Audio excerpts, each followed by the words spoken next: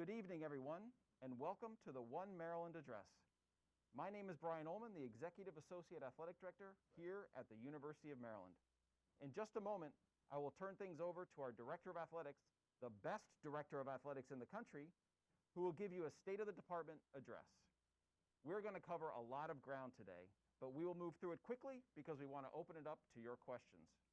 You can ask a question at any time by using the Q&A function at the bottom of your screen. Just go ahead and type in your question. You can start asking questions at any time, and we'll start answering them at the end of tonight's remarks. Tonight's One Maryland Address is also being streamed live to Facebook and Twitter, so welcome to everyone joining us from the world of social media. And finally, this address will be closed captioned. You can activate live captioning by clicking on the closed captioning button at the bottom of your screen. With that, I will turn things over to the Director of Athletics at the University of Maryland, Mr. Damon Evans. Thank you, Brian. Good evening, everyone. Thank you so much for taking the time to join this One Maryland Address. We know that all of you feel deeply connected to our program. You feel a surge of pride when we win, and you feel the pain when we don't. Believe me, we feel the same way. Without you, without your passion and support, there would be no Maryland athletics. So we're going to work each and every day to make you proud. The theme for this address is reinvention. College athletics across the country is undergoing a dramatic sea change. Three things have all come together at the same time to upend the entire collegiate athletics model. One, the spread of COVID-19. Two, the more long-standing pandemic of racism and social injustice. And three, the advent of paying student athletes for the use of their name, image, and likeness. I'm going to touch on each of them. But before I talk about those subjects, I want to talk about Maryland football. Obviously, we are very happy that Big Ten football is back. It is great to see our team back on the field. But let me be clear, Saturday's performance at Northwestern does not meet the standards we have set for our football program. Not even close. I want to win. Our players want to win. Coach Loxley wants to win, and I know all of you want to win. Right now, our number one priority is to get this program right. When we hired Coach Loxley, we knew that he would need a few years of recruiting to shape the team. So we're all going to have to be a little patient. And I will admit, that is hard for me because I want to win, and I want to win now. I know the coaches and players got right back to it on Sunday, and I expect us to compete against a very good Minnesota team tomorrow night. I promise you, we are focused on elevating our football program to a place where we are consistently competitive within the Big Ten Conference. Like every part of our world, Maryland athletics has been directly and adversely affected by COVID-19. Earlier this year, the Big Ten Conference postponed fall sports, and then, under the guidance by medical professionals throughout the conference, determined that football would start up again, and basketball will start in late November. COVID-19 has demanded that Maryland athletics reinvent ourselves, and so we have. It is important to note that the decision to restart sports was guided by medical professionals, including our very own Dr. Yvette Rooks. We are now conducting daily antigen testing for our student athletes, conducting daily student athlete check-ins where we track temperature, symptoms, blood oxygen levels, and we remain constantly vigilant to prevent the spread. So far, we have done very well. We have had positive cases, of course, but our positivity rate has been very low, and we are doing everything we can to keep it that way. Only football and men's and women's basketball will be playing this fall. All other sports will start competition after the new year. Those schedules are still being developed, but we are pleased that we will be able to offer competitive seasons for all of our 20 teams. And I want to remind everyone that any student athlete has the option to opt out of this season and will continue to honor their scholarship. As you can imagine, COVID-19 has had an adverse impact on our budget. Right now, we are expecting a hit in the neighborhood of $40 million. We've established baseline budget cuts and temporary pay reductions for our highest paid staff to try to mitigate these losses. And I want to commend our coaches who agreed to take voluntary pay cuts to help us cope with the impact of this virus on our budget, including Coach Loxley, Coach Turgeon, Coach Freeze, and many others. We did not anticipate the coronavirus pandemic, but it's here, and we are dealing with it with great care and diligence. The most important thing I want to tell you is this. We will place the health, safety, and wellness of our student athletes, coaches, and staff above everything else, above budget considerations and above playing games. That is how we are going to run our athletic department. I need to give a shout out to all of our student athletes, coaches, and staff for being so diligent in following the university's 4 Maryland health guidelines. Wear a mask, practice physical distancing, wash hands frequently, and stay home if you feel sick. And I would be remiss if I didn't single out our outstanding medical team and training staff. Simply put, without their tireless work, we would not be in a position to be returning to competition right now. Please join me in recognizing their amazing work. There's another pandemic that we are dealing with, one that has been around a lot longer than the coronavirus, and that is the pandemic of racism. I have been so proud of our student athletes in recent months because they have been leaders in lifting their voice and demanding change, demanding engagement and justice. Our student athletes spearheaded a Vote Terp initiative to get out and educate voters within our community. They also drove the effort to open Xfinity Center for early voting. Early voting opened at Xfinity Center on Monday, the largest polling location in Prince George's County. And so many of our student athletes are participating in our democracy by volunteering at the election site. I am so proud of our student athletes and our entire department for their leadership and civic engagement this election season.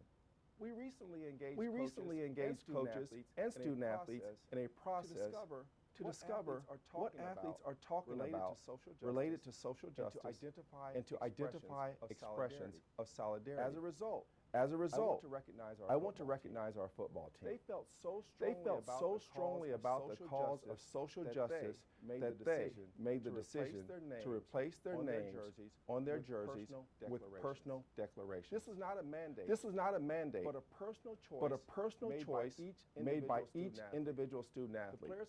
The players could choose a word important to them. Empathy, equality, justice, respect, and unity.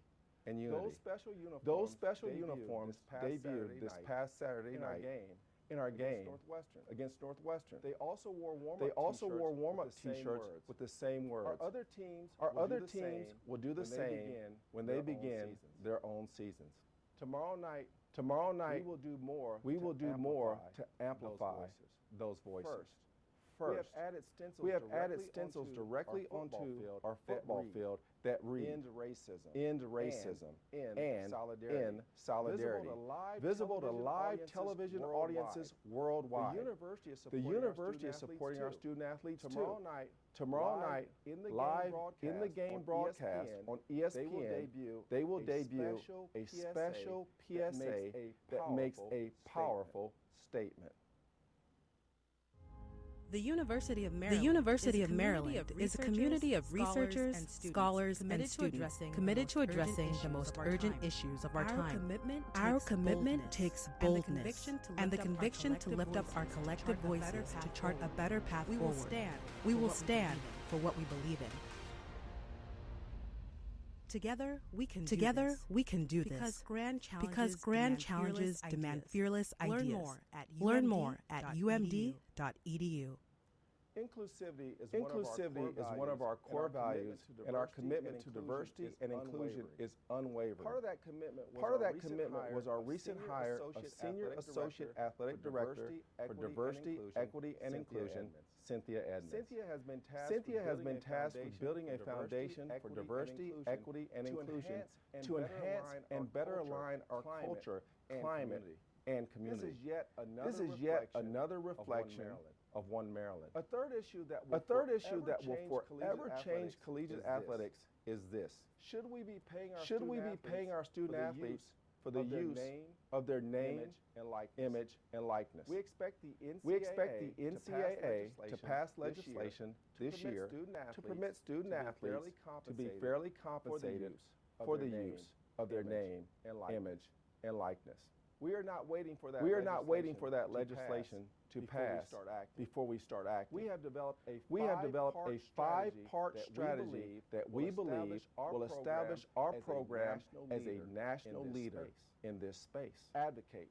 As we have from the very beginning, we will be outspoken supporters of our student athletes. We are helping to shape the NCAA and national legislation, and will fight for the opportunities for our student athletes. Educate. We have an obligation to educate our student athletes on what they can and cannot do, especially in such a rapidly evolving field.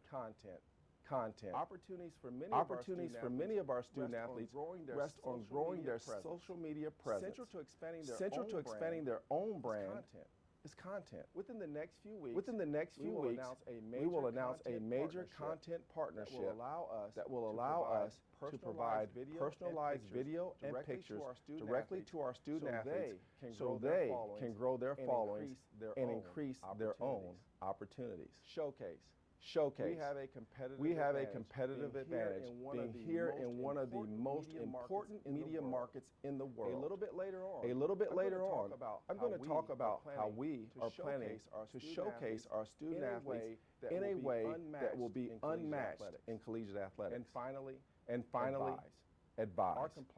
Our compliance office is equipped with experts that will guide and advise our student athletes as they navigate this new world, to benefit from these opportunities and to do it within the rules. This is another way Maryland Athletics is reinventing our program. Maryland Athletics is proud to be a fully integrated partner of the University of Maryland. Our student athletes are students first, and we work hard on relationships with faculty and administrators all across campus. Here's one great example of that. Thanks to the visionary gift by Barry and Mary Gossett, Maryland Athletics has hired a program director for Student Athlete Career Services who works directly in the University Career Services Center. Working with university colleges and schools, the center serves as a hub of activities that include advising, appointments, workshops, industry panels, employer meetups, information sessions, and on-campus interviews. Our student athletes are able to access any of the resources, services, and programs based on their career interests.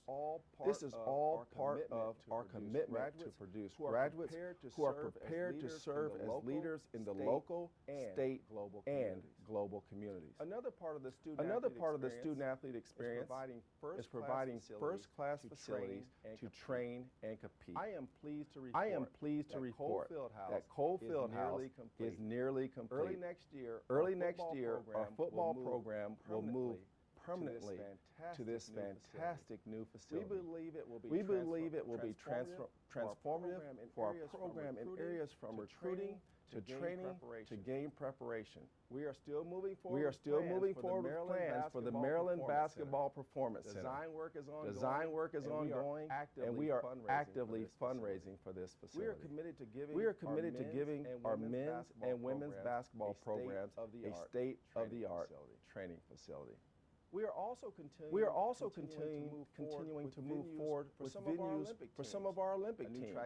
A new track and field complex, enhancements to our soccer stadium, and an expansion of our field hockey and women's lacrosse complex. Finally, we remain committed to installing a new video board and audio system inside Maryland Stadium. Although progress was slowed by the COVID outbreak, we now expect to have a new board by the beginning of the 2021 football season. As I previously mentioned, our athletics program is facing a significant budget issue brought on by the coronavirus. We are aggressively pursuing a series of revenue streams that will not just stabilize the short-term impacts of COVID, but will position our department for growth in the coming years. A few weeks ago, we launched the More Than the Score campaign to help us continue to support our student athletes both on and off the field.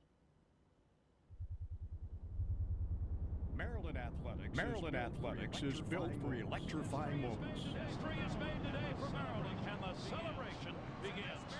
And this Maryland Terrapin team, they have defeated #1 Duke. The celebration is on. Since joining the Big Ten, our 20 sports have scored, dunked, aced, flipped, and thrilled.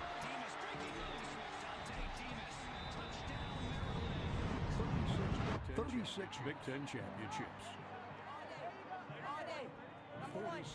46 Conference Players of the Year, and five national titles.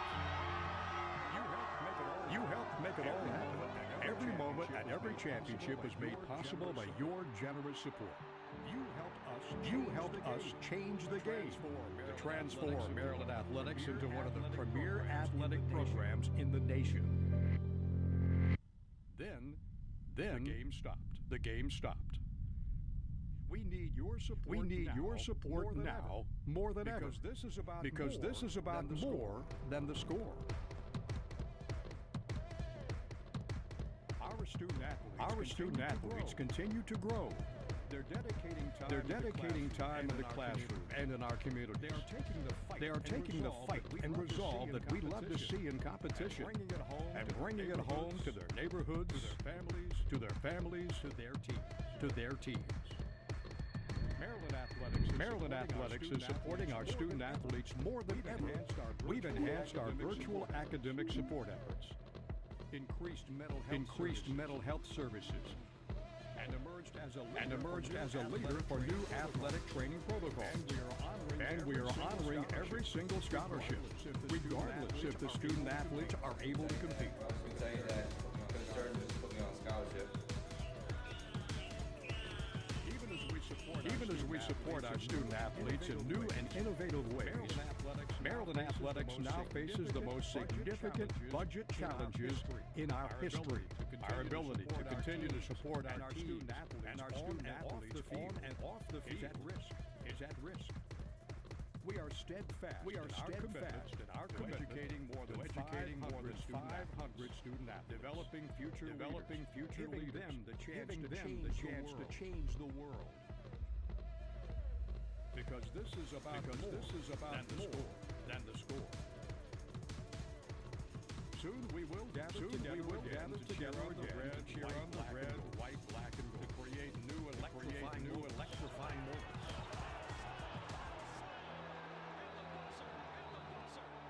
But right now we need your support. Join us in shaping the future of Maryland athletics. With your support, we will continue to lead because this is about them score.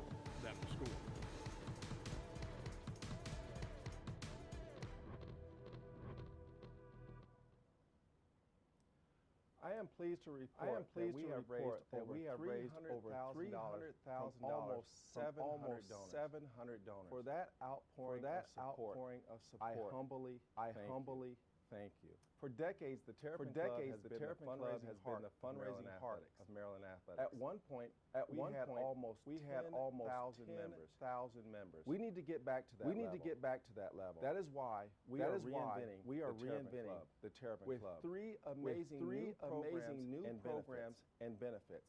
Last month, we launched our new One Maryland magazine. This magazine is a new benefit exclusively for Terrapin Club members. We will produce four editions a year, and we are already hard at work on the next edition.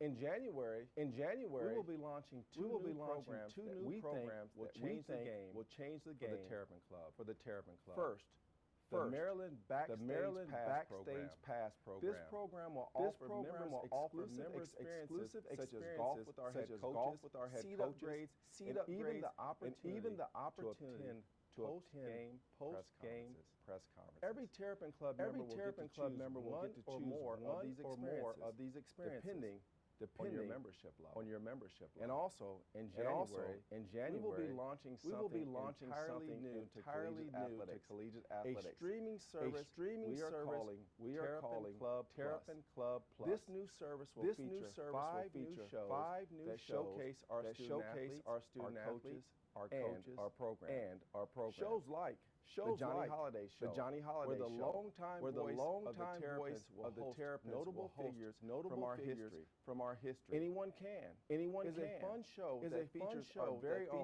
very own Aaron Wiggins, his athletic ability against our other amazing athletes in other sports. Home is a show that showcases the DMV area, told through the perspective of our student athletes. And behind the play, we'll tell the untold stories behind iconic plays and games in our history, through the eyes of those individuals who participated in those amazing moments. And finally, we will be releasing many documentaries we are calling Game Changers. For the first time anywhere, here is a sneak peek at Terrapin Club Plus.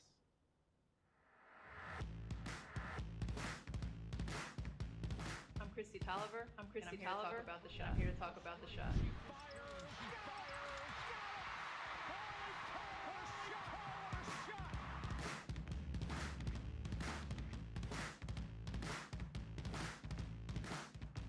Since Maryland took that chance on me, I just want to, when I step out on the field, I just want to give it all I got for Maryland, just make them proud.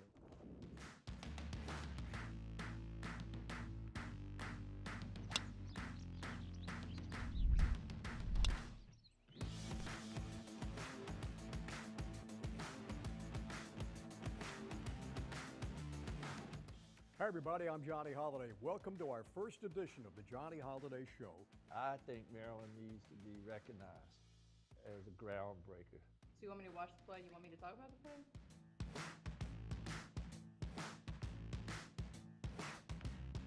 Yeah, all right, there we go.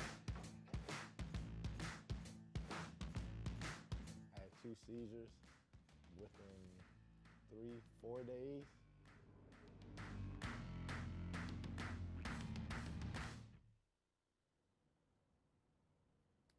Terrapin Club Plus is a new benefit exclusively for Terrapin Club members.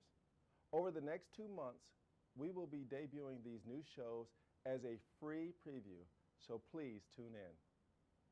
There is nothing more important than expanding our membership base within the Terrapin Club and to providing this new exclusive content and experiences and memories to our great supporters. There you have it, reinvention. We have reinvented our entire program due to COVID. We are reinventing ourselves in the light of the changes in name, image, and likeness. We are reinventing our facilities, and we are reinventing the Terrapin Club. And our student athletes are reinventing themselves too. They have been incredibly resilient as they face the unbelievable challenge of these uncertain times. They had to face the heartbreak of postponed seasons. They had to learn to train in new ways. They had to adapt to a completely new learning environment, mostly online. They had to adjust to new academic support and mental health support, again, mostly online. But they have risen to the challenge. We are now on the verge of resuming all of our 20 sports within the next few months. I know they will be ready. I will close with this. Maryland Athletics is committed to three things. We will lead boldly. We will provide a student-centered environment, and we will inspire Maryland pride. That is what One Maryland is all about. Thank you, and go Terps. Thank you, Damon, for that presentation. We are now going to open it up for question and answers from everybody. And to get us started, we have a question from our friend Bob Rosamundo. Bob wants to know, will band, cheer, and dance be able to perform at men's and women's basketball games this season? Bob, thank you for that question and appreciate you tuning in this evening. Right now, as you know, there are a lot of restrictions related to COVID-19. At this time, we do not have plans for band, cheer, and dance, but you know this is an ever-changing environment, so we'll continue to monitor it as we move forward and adjust as necessary. All right, terrific. And as a reminder, if you have any questions for Damon, just use the Q&A function at the bottom of your screen. Go ahead and type in your question, and we'll get to as many as we can. Damon, next question is about Basketball Performance Center. How is the fundraising going for that Basketball Performance Center in light of the current COVID challenges? Obviously, COVID has presented challenges from a fundraising standpoint. For a period of time, we did halt our fundraising efforts out of respect for what people were dealing with from not just COVID, but the impact that COVID has had on health, safety, and wellness, and the economy. We have slowly started resuming those efforts, and I'm pleased with where we are. We will continue to move forward in fundraising for the program. Design work is underway, and we are extremely excited about this new facility. So we appreciate all of those who have donated, and for those of you who have not, please reach out to our development team. All right, our next question is from Gertie Lewis. Gertie asks, is Maryland Athletics prepared to address health emergencies related to COVID-19, specifically interested in custodial, medical, or other staff? Absolutely. When we take a look at COVID-19, it's not just about our student athletes. It's about our student athletes, our coaches, our staff, our university community. Our community in athletics, as well as with the university, has come up with a set of protocols to make sure that we have measures in place to take care of everyone. Whether it's testing, whether it's doing cardiac MRIs, and just taking the necessary precautions to make sure that we provide a safe environment. I'm proud to be associated with the work of this university, not just from an athletics perspective, but from an entire university community led by our president, Dr. Darrell Pines. Next question is from Jerome, who wants an update on the video board that you just mentioned. It was not up a couple weeks ago. What does the installation schedule look like? Jerome, very good question. A lot of people have been excited about the video board, including myself, since we announced it some time back. Unfortunately, due to COVID, we had to pause and make sure that we got ourselves back on some sense of stable ground. We're looking and anticipating now as we work through the process to have this board in place for the next football season, beginning the 2021 season. So we're working hard. Our facility staff is doing all the necessary preparations, and we're excited about that opportunity. Next question is from Matthew Jacobson. Is the plan to play all postponed fall sports in the spring? Is there a window for a potential schedule announcement? Great question. Right now, as I alluded to earlier, the only sports at the University of Maryland that will be played this fall are the sports of football and men's and women's basketball. Our program consists of 20 sports. We're going to be playing 19 of our 20 sports in the second semester because, as many of you know, basketballs are two-semester sports. So yes, everything's going to be played in the spring semester, but the schedules will be limited somewhat. We do not have schedules out for all of our sports, including basketball. Schedules are yet to come out, but we do look forward to a very, very very busy spring semester. Next question from Timothy Dixon. Does the university expect to allow fans in the house for men's and women's basketball this season?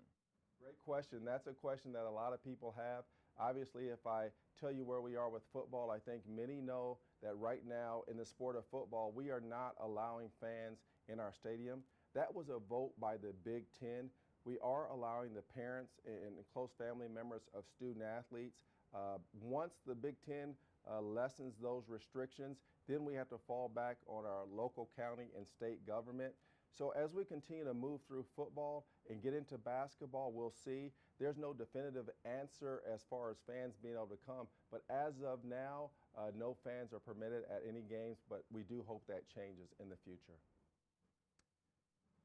Next question for Damon is, hey, I hear rumors of a new turf field in Maryland Stadium. Can you confirm? Those rumors are true. I am excited about the new field. I think our coaches and our student athletes are excited. It is bright, it's beautiful, it pops.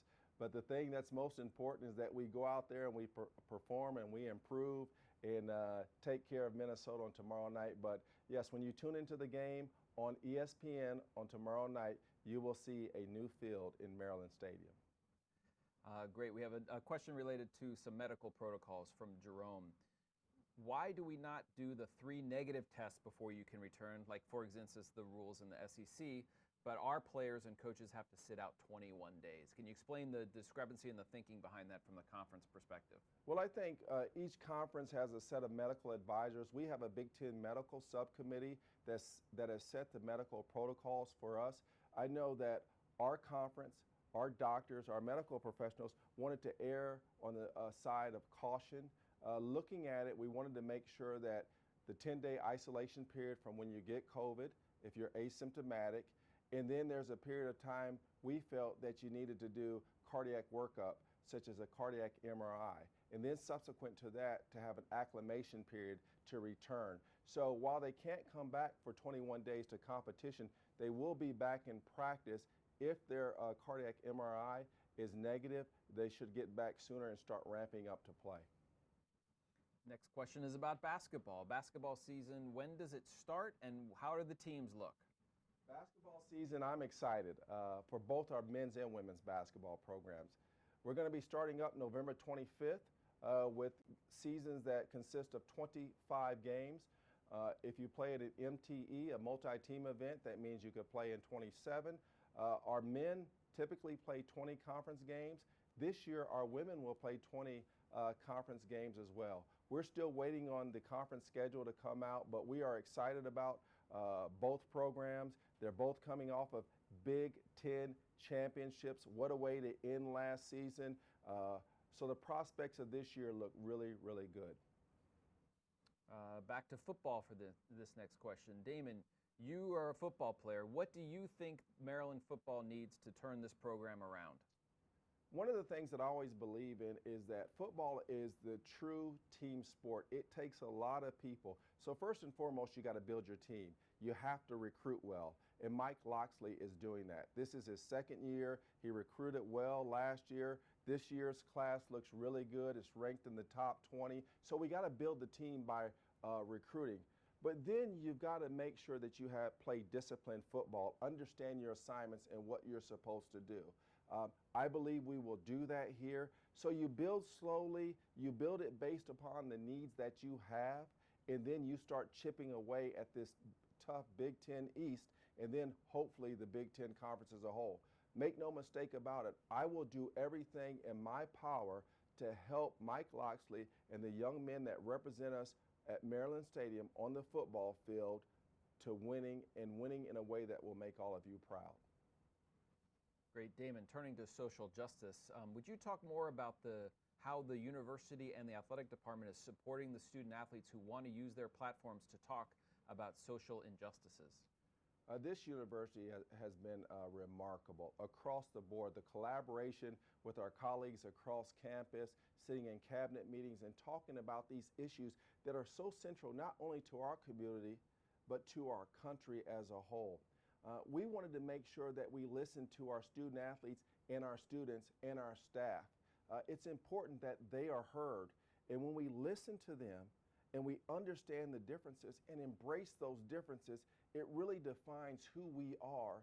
And those differences are why we are so successful and why we are such a prestigious institution.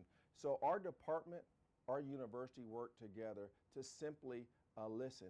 These are the first steps that we will take to combat the injustices that exist in our community and in our country. And I'm grateful to our student athletes for serving such a pivotal role. Damon, here's another question about football. Any chance to realign the football divisions? It's not fair. We are in the toughest division, and the other division is not nearly as tough. You know what? The Big Ten East is tough. I mean, when you think about it and what we have to deal with each and every year, it is challenging for us. But you know what? Those are the cards that we're dealt. What we have to do is figure out how we are going to be consistently competitive in this league. Don't think that there hasn't been chatter before about trying to realign the conference. I don't see that happening, so we have to take care of the things that we can control, and that is preparing for the games and preparing for one tough league. All right, Damon, we have one more question for you, and that is, you in the beginning of this webinar, you outlined 3 big challenges. As an athletic director, what has been the most challenging thing for you? Athletics presents a lot of challenges. You know, you want to make sure that you meet the expectations of all of our constituents out there. But first and foremost, during a pandemic of something like none of us have ever witnessed, have ever been a part of before, is making sure that we maintain the health and the safety and the wellness of our student athletes while trying to get back to the fields of play. That was a significant challenge, but I'm pleased that with the work with the conference and our institution and our medical professionals, we were able to do something that put us in the best possible position to get back to competition. It was challenging, it was a roller coaster ride, but we're back, and tune in tomorrow night to watch the Terps take on the Minnesota Golden Gophers. All right, Damon, thank you for being here. Everybody for joining us this evening here on this Zoom webinar and also on Facebook and Twitter. Damon, I'll give you the final word to say goodnight to our fans. First and foremost, I want to simply say to all of you, thank you. Thank you for supporting our programs. Thank you for sticking with us through thick and thin. We are going to do things here that make you proud because that's simply our job.